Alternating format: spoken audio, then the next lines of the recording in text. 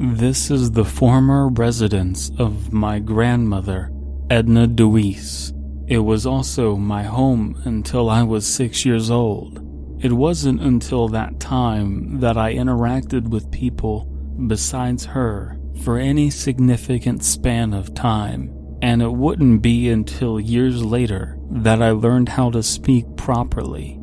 See, besides being a recluse, my grandmother most likely suffered from aphasia, a set of language disorders that make communication extremely hard.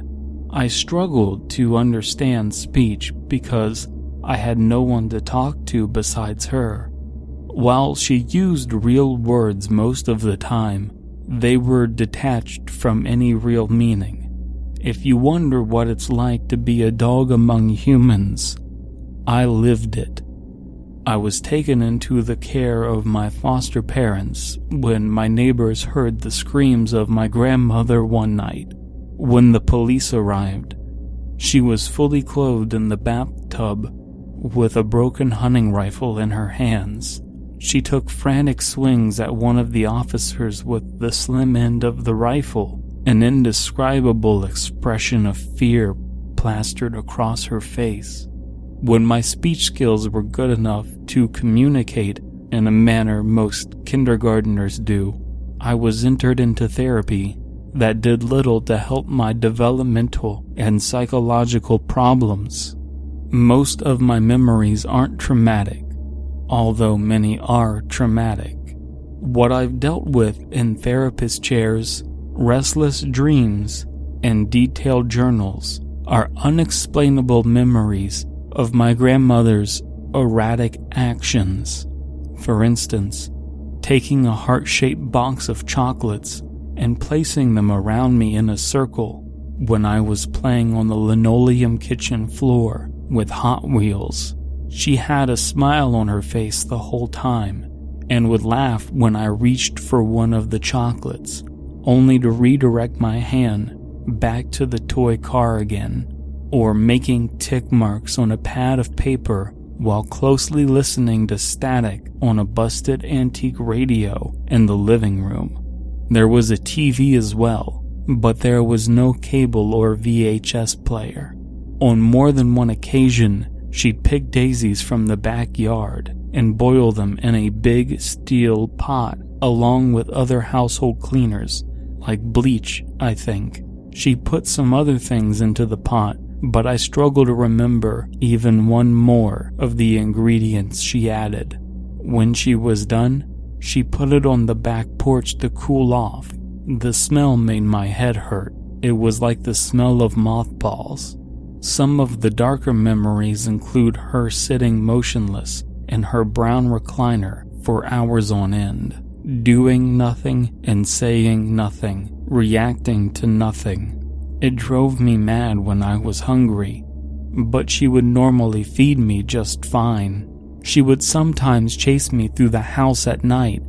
When she did, she never hurt me or even touched me, but I'd have to hide until she found me again.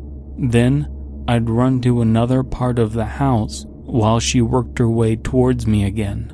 This went on until I would pass out from exhaustion.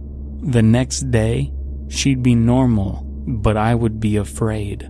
Then sometimes she would take household liquids like vinegar or Windex and draw a line on the ground before pouring most of the rest on herself.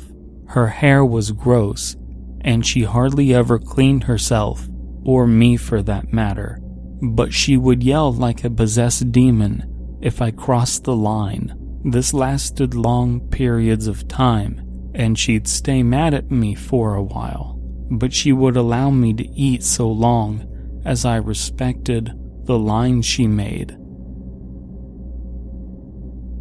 I thought she was dead. Either that she died the night I was taken away, or soon after. But in October of 2013, I received a notice that she had died. I inherited the house. So many people, including my foster parents, lied about a number of things I'd prefer not to talk about.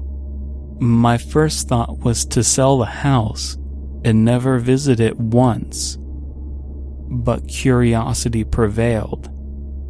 It always has. Before I was notified that I owned the house, I didn't remember where it was. I think my loved ones were telling me lies and keeping secrets for good reasons, but I think I'd rather know. I'd rather have information than not, even if it's hard to deal with.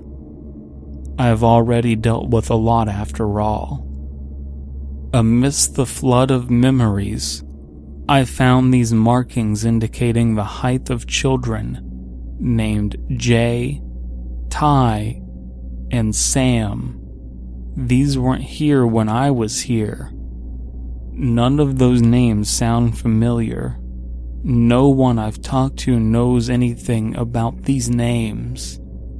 It's becoming increasingly clear that I'll never know anything about myself.